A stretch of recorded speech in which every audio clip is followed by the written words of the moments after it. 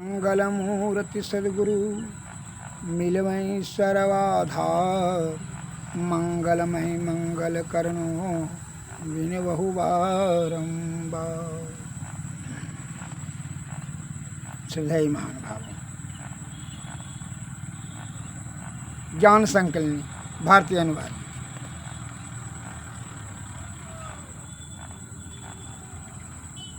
यावत् वर्णम कुलम सर्वम तावत् ज्ञानम नो जायते। ब्रह्म ज्ञानम पदम यत्वा सर्वम वर्णा विवर्जिताः।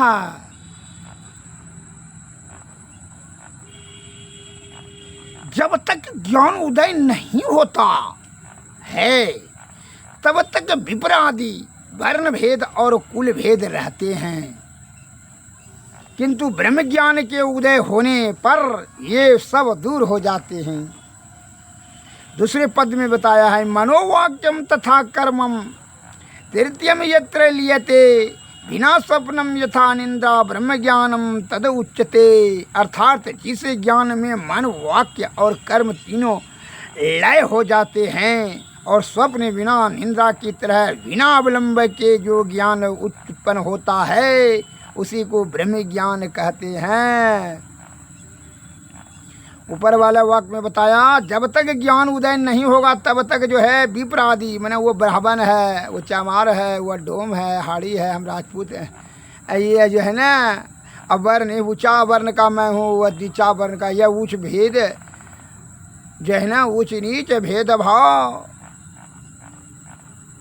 यह अहंकार की भाव पीछा नहीं छोड़ेगा। किंतु ब्रह्म ज्ञान उदय होने पर सभी दूर हो जाते हैं। इसलिए कहते हैं ना 14 इंद्रियां शरीर में है, 5 ज्ञान इंद्रियां, 5 कर्म इंद्रियां और 4 अंतःकरण इंद्रियां। 4 अंतःकरण इंद्रियां में कौन कौन है? मन, बुद्धि, चित्त और अहंकार। मन और अहंकार को बिना जीते हुए तुम यह जो है जीव आत्मा का सदगति नहीं होगा, परम शांति प्राप्त नहीं होगा। अहंकार से तमोगुण में था, ये हम पैसा वाला है, वो बहुत गरीब है, हैं हम बाभन है, वो जो है चामार है, हम डोम है। कुछ कितना ऊंच नीच का भाव, जैसे लगता है कि वह मलमूत्र त्याग नहीं करता है, भोजन नहीं करता है, उसके सप्त धातु है, उसको भी सप्त धातु है।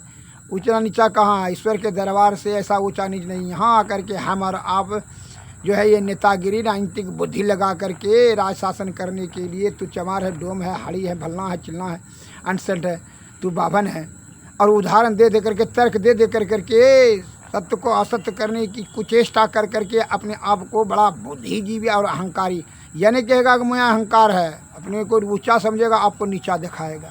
यह अहंकार, यही अहंकार के कारण से क्या होता है? सद्गुण नाश होता है और दुर्गुण का आगमन होता है, जिसके जीवन मरण के चक्कर में फंसा। इसलिए बुद्धिमान को उदार चरित्र नाम वासुधैव कुटुंब को, उदार चरित्र वाले के लिए संसार ही कुटुंब के समान है। लेकिन अहंकारी के लिए पूछवे मत कीजिए, उसमें सभी दुर्गुण, सभी बिना छल कपट परपन से वह कैसे अहंकार का पोषण होगा? अहंकार का पोषण कैसे करता है? ऊंच नीच का भेद खड़ा कर कर करके। जब तक इसका नाश नहीं होगा, जब ज्ञान नहीं उदय होगा हृदय में, करुणा दया क्षमा सहनशीलता उपकार की त्याग की शक्ति नहीं होगी, सतोगुण नहीं होगा, तो उसका जो है यह ज्ञान नहीं होगा। तो ऊंच नीच का भेदभाव रहबे करेगा उसको। और जिस ज्ञान में, दूसरे पॉइंट होता है, जिस ज्ञान में मन वाक्य और कर्म तीनों का लय हो, तीनों ही छिन्न हो जाए, खत्म हो जाए, और स्वप्न बिना स्वप्न एकदम पूर्ण रूपेण से तरह बिना अवलंब के दो जो है ज्ञान उत्पन्न होता है, उसी को ब्रह्म ज्ञान कहते हैं। जो ज्ञान ब्रह्म ज्ञान किसे कहते हैं? उसमें किसी प्रकार का कोई छल अपने आप उत्पन्न होता है शुद्ध चित्त पवित्र आत्मा से। जिस ज्ञान में मन वाक्य और वचन तीनों का लय हो या खत्म हो जाए, कुछ ने लेस मात्र नहीं रहे, तब समझ लीजिए वह ब्रह्म ज्ञान उसको प्राप्त हो गया है। अर्थात जो आत्मज्ञानी हो जाता है उसको जो है माया व्याप्त नहीं होता है, वह माया के सूक्ष्म और स्थूल दोनों रूप को समझ लेता है। इसीलिए आत्मज्ञानी ब्रह्म की प्राप्ति अवश्य कर लेते हैं। अतः आत्मज्ञान प्राप्त करने के लिए ही यत्न करें। एक मैं उदाहरण देता हूँ, महाराज सम्राट अशोक जो है कहीं अपने प्रधानमंत्री के साथ जा रहे थे। उनकी नज़र एक बौद्ध भिक्षु पर पड़ी। शरीर में चीवर और हाथ में भिक्षा पात्र था, किंतु मुखमंडल पर दैदीपान लग रहा था। महाराज उनके समीप गया और चरणों पर मस्तक टेक कर श्रद्धा सहित प्रणाम किया। प्रधानमंत्री को यह बात अच्छी नहीं लगी। कहा वो अहंकारी न था। वे सोचने लगे कि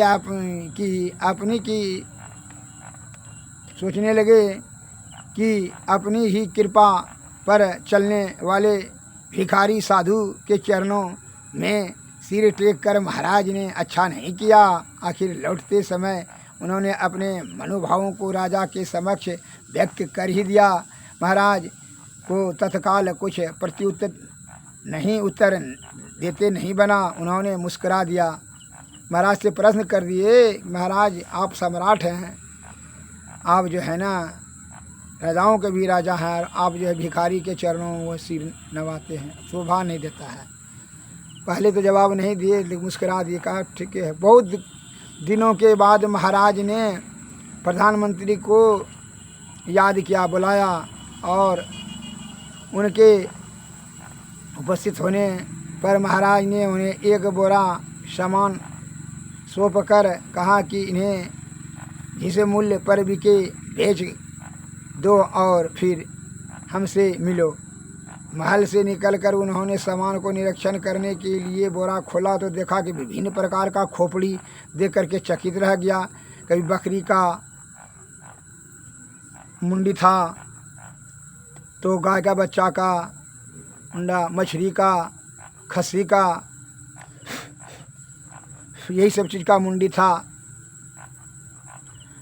उसने देखा तो बड़ा आश्चर्य हुआ कि महाराज ने क्या दिया हमको बेचने के लिए।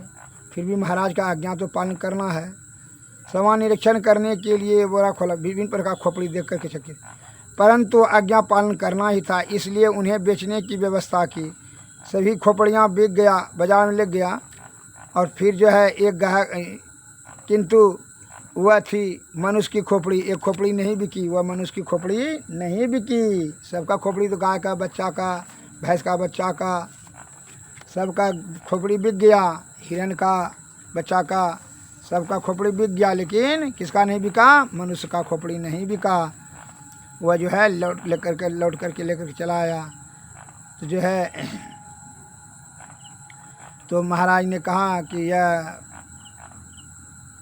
महाराज सभ्य का खोपड़ी तो बिक गया। कोई अपना बिलाय को खिलाने के लिए, कोई कुत्ता को खिलाने के लिए तो खरीद लिया, लेकिन मनुष्य का खोपड़ी बिकबे नहीं किया।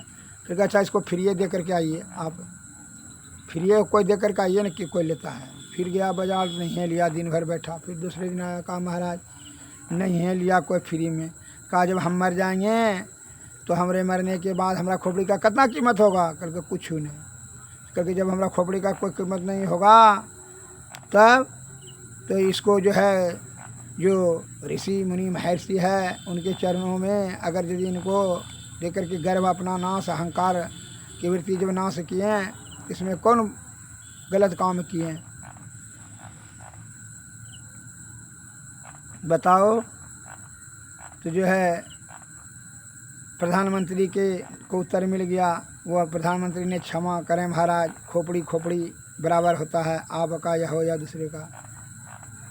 महाराज बोले ऐसी वस्तु को यदि मैंने एक महात्मा के चरणों में रख दिया तो इसमें बुरा करने लगने की कौन सी बात थी?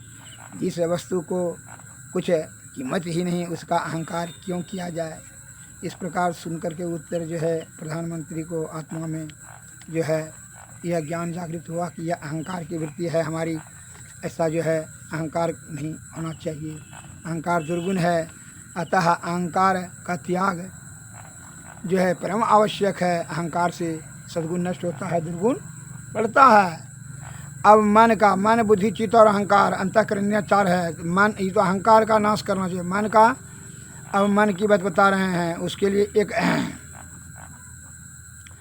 फरहन नाम का जो है ना, मन से बहुत इंद्रिय सुख, मन का इंद्रियों का जो मालिक है, तो मन ने जो है जो छल कपट प्रपंच से सब इंद्रियों का सुखी करना चाहता है, तो उसने जो है अपना मन से षड्यंत्र कुबुद्धि का प्रयोग कर करके एक बादशाह फरहून नाम का एक बादशाह था।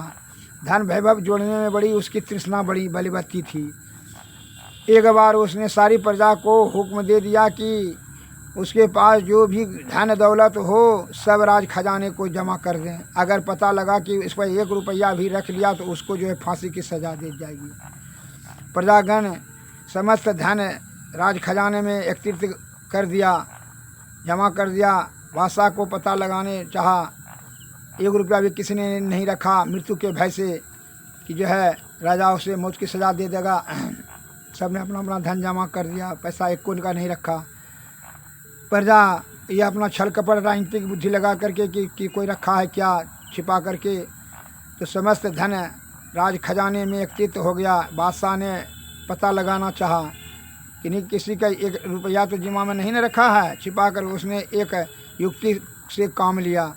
राज में पुनः घोषणा करा दी कि व्यक्ति 1 रुपया लेकर के आए राज दरबार में, उसके साथ मैं अपनी राजकुमारी का विवाह उसके साथ कर दूंगा और आधा राज भी दे दूंगा। यह राजनीतिक वाला बुद्धि लगाया कि कोई अपने पास पैसा लेकर आया राजकुमारी शादी और आधा राज के लालच में, तो घोषणा प्रजा में करा दी गई। परंतु रुपया तो किसी के पास नहीं था। एक था आशिक, वह इकलौता पुत्र था एक विधवा स्त्री का, उसके आशिकी चढ़ गया, कामासक्त हो गया राजकुमारी का रूप और आधा राज के लालच में, काम और लालच धन का, कामनी और कंचन प्राप्त करने के लिए वो ललायित हो गया। अपनी माँ से जा कर के हट किया कि माँ 1 रुपया दो, हम राजा को देंगे और राजकुमारी शादी कर लेंगे और आधा राज भी मिल जाएगा। माँ बोली बेटा सब पैसा तो जमा कर दें, लेकिन नहीं कोई व्यवस्था करके नहीं दोगी तो हम जो है ना आत्महत्या कर लेंगे। माँ तो घबरा गई, कैसे रुपया व्यवस्था करें। वह तो बड़ा चिंता और दुखी हो गई, उदास हो गई। फिर जो है अपने धैर्य से काम लिया। उसने एक महात्मा जी के चरण में गया। महात्मा जी ने कहा कि अच्छा तुम विधवा हो गई हो। कल के जी महाराज हमारा बेटा को 1 रुपया अगर व्यवस्था नहीं करके देंगे तो आत्महत्या कर लेगा, यही कहता है। मेरा बेटा जो है कामनी और कंचन के जो है फेर में पड़ गया, लोभ और स्त्री का प्राप्ति करने का इसका ऐसा प्रबल इच्छा हो गया। अतः इसको अगर 1 रुपया नहीं देंगे तो यह आत्महत्या कर लेगा। हमारा एक बेटे है, इकलौता पुत्र है, अतः इसको बचाने का उपाय बताइए। महात्मा जी ने कहा तुम अपने पति का जो है कब्र में गाड़ दिया है कि हाँ। कहा उसको तो 1 रुपया द्रव्य देने का रीत है आप लोगों में। कहा हाँ। कहा उसके जेब से निकाल करके दे दो। बेटा भी सुन लिया, कहा ठीक है। बेटा को कहा जाओ बेटा अपने पिताजी से 1 रुपया निकाल करके राजा को दे के दे दो। बेटा ने ऐसा किया, कब्र से खोद करके राज दरबार में गया। वह युवक जहाँ पना, मैं अपने बाप का कब्र खोद करके लाया हूँ, ये पैसा लीजिए और शादी कराइए। राजा ख्याल आया कि इस प्रकार जो है, इस प्रकार का जो है तब तो बहुत कब्र है, बहुत रुपया गड़ा हुआ है व्यर्थ का। उसने लड़का को कहा पैसा कहाँ से तू लाया? तो कहा अपने बाप के कब्र से। तो राजा साहब ने कहा ठीक है, किया जाएगा तुम्हारा वचन पूर्ति। उसको अभी हिरासत में ले लिया और आदेश जारी कर दिया कि अपने सेना को जितना भी कब्र है खोद करके सभी रुपया निकाला जाए। इस प्रकार का कुकृत कार्य, बेमतलब का निरर्थक कार्य दे करके राज्य के महात्मा जी आए, जो ब्रह्म पुरुष थे। राजा को रोकना चाहिए ज्ञान से। कहा ज्ञानी मारे ज्ञान से, बेहुदा मारे तीर, सदगुरु मारे सबसे भींगे सकल शरीर। इसलिए संतन की मति अति गोई, से जाने नहीं कोई। संत महात्मा राजाओं का भी राजा, बादशाहों का भी बादशाह होता है। उनकी मति अत्यंत गंभीर होती है, उनका बुद्धि अपरंपार है, त्रिकालदर्शी होते हैं। उनके सत्य के प्रभाव से ही संसार चलती है और आवागमन से मुक्त कराने में संत महात्मा ही मार्ग प्रशस्त करते हैं। उनके सत्य से ही पाप का नाश होता है, पाप ताप संताप और ईश्वर की प्राप्ति होती है। महात्मा जी आए राज दरबार में, एक मुट्ठी कंकड़ पत्थर लेकर के राजा के समक्ष। राजा साहब ने महात्मा जी का आदर सत्कार किए। कंकड़ पत्थर हाथ से गिर गया, उठा कर कहा, क्योंकि महात्मा जी क्या कंकड़ पत्थर रखे हैं। महात्मा जी ने कहा, ये जो है राज खजाने में आपके पास आए हैं, ये राज खजाना में जमा कर दिया जाए, क्योंकि इसको क्या करेगा, क्योंकि हम स्वर्ग में आपसे ले लेंगे। बहुत बड़ा पुण्य का, आत्मा का, धर्मात्मा का काम कर रहे हैं आप। स्वर्ग में हम भी सत्संग भजन करते हैं, स्वर्ग तो आप भी जब कीजिएगा, आप भी राजा हैं, तो वहीं मुलाकात होगा तो लौटा दीजिएगा, क्योंकि कोई ले जाने की वस्तु है, कोई यहाँ से एक सुई का नोह। क्योंकि जब इतना सा तुमको ज्ञान है कि कुछ नहीं ले जाने वाला है, तो तुम कैसे कब्र को खुदवा करके निरर्थक काम में सब सेना को लगा दिया है। प्रजा का हित के लिए तुम हमेशा चिंतन मनन करना चाहिए, परमार्थ का भाव रख कर करके देश राज्य का विकास के लिए तुम्हें विनाश की ओर ले जा रहे हो, कुकृत्य कार्य कर करके, इससे क्या होने जाने वाला है। अतः सद्बुद्धि से सदकार्य में लगाओ अपना जीते जी, और पाप का पोटरी क्यों जमा कर रहे हो। इस प्रकार बादशाह को फकीर की बात जो है दिल में लग गई, और फकीर के सुनने पर जो है आंखें उसका खुल गई। उसने तुरंत फौज को वापस बुला लिया और कब्र खोदने का मनाही कर दी, और वही धन जो जमा किया था वो प्रजा के हित के लिए लगा दिया। विरक्ति का भाव हो गया। वास्तव में वह व्यक्ति महान मूर्ख है जो ईश्वर प्राप्ति में अपने शरीर को न लगाकर सांसारिक ऐश्वर्यों को जमा करने के पीछे अपने अमूल्य समय को समाप्त कर देता है, अपने बल बुद्धि और आयु को इंद्रिय सुख को प्राप्त करने में लगा देता है। इससे बड़ा मूर्ख कौन हो सकता है, जो कि जीवात्मा अपना जीवात्मा का कल्याण करने के लिए श्री सद्गुरु के शरण में जाकर के तीनों पर्दों के पार सुषमना ध्यान से नाद ध्यान की तरफ कर करके पाप ताप यह जीवन मरण से मुक्त प्राप्त। इसलिए कहता है यह तभी संभव है विषय की आसक्ति का त्याग, सद्गुरु की सेवा, साधु की संगति, सत्संग भजन के बिना जो है यह जीवन का उद्धार नहीं हो। इसलिए संत महात्मा लोग कहते हैं, बिना सद्गुरु की कृपा पाए नहीं जीवन उधारा है। फंसी श्रुति आई यम फांसी, ययन सुधि अपनी नासी। यह फंसी श्रुति मैंने सूरत, यह फंस गया है जम के फेर में, और अपनी सुधि मैंने बुद्धि खो गया है इंद्रियों की कुछ संगति में, इंद्रियों के विषय की कुछ संगति में अपनी सद्बुद्धि खो गया है। भई भव सोग की वासी, यह जो है रोग शोक संताप पाप ताप के वासी हो गया है। यह भव न संसार का वासी हो गया है, जबकि यह जीवात्मा परम आत्मा का अंश है। कठिन जहाँ ते उधर है, गुरु निज भेद बतलावें, सूरत को राह दर्शावें। जीव हित या पहियावें, सूरत को आई तरह है। गुरु हित है रूपित है, गुरु ही जीव के मितु। गुरु तम कोई नहीं दूजा, जो जीवों को उधार है। गुरु की नित्य कर पूजा, जगत इन सम नहीं दूजा। मही को आन नहीं सूझा, फकत गुरु ही अधर है।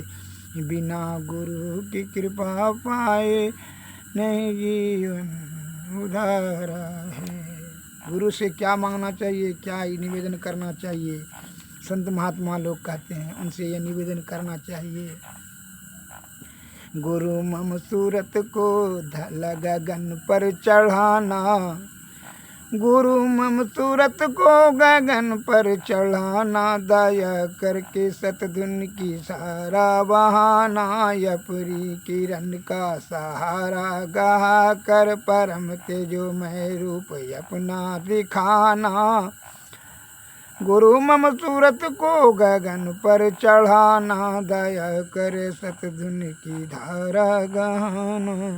साधन भजनहीन मौसम न को, मेरी इस दुर्बलता को प्रभु जी हटाना। पापों के संस्कार जन्मों के है मेरे, पापों के संस्कार जन्मों के है मेरे, जो दया कर क्षमा कर मिटाना। तुमरो विरद गुरु है पति तन को तारन, अपनो विरद रखी नहीं जी निभाना। गुरु मन सूरत को गगन पर चढ़ाना, दया करके सतधुन की धारा गाना। ना के तेजोमय रूप दिखाना। श्री सद्गुरु महाराज।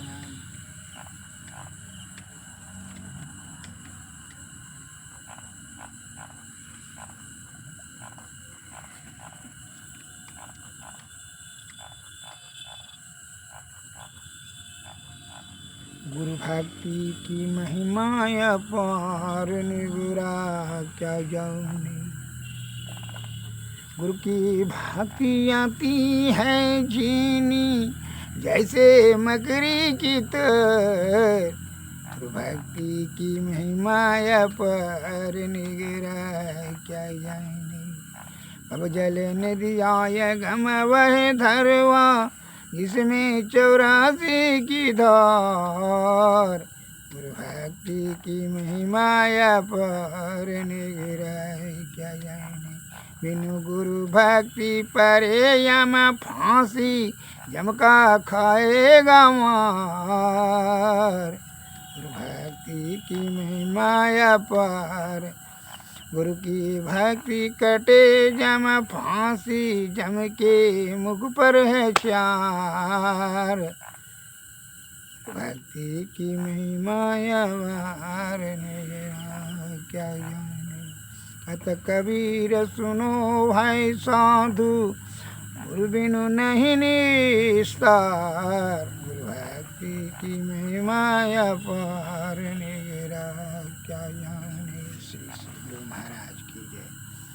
आरती तन मंदिर में कीजिए, दृष्टि जुगल कर सन मुख दीजिए। चमकै बिन सूक्ष्म यति जल, ब्रह्म ज्योति अनुपम लख लीजिए। जगमग